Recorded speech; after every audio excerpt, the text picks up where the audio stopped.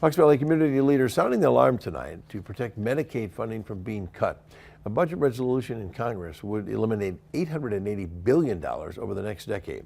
News 4 Samantha Cavalli joins us now from our Fox Valley newsroom with their call to action. Samantha.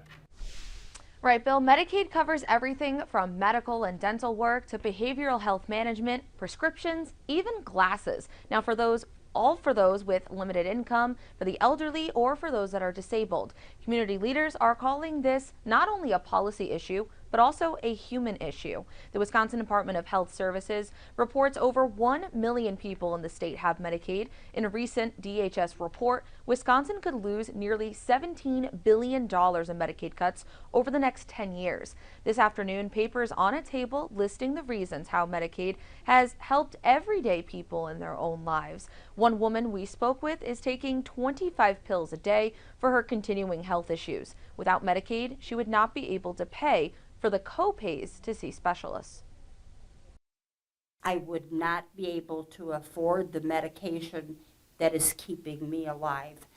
And I personally want to reach my 100th birthday. I've got 20 more years, and Medicaid helps me do that.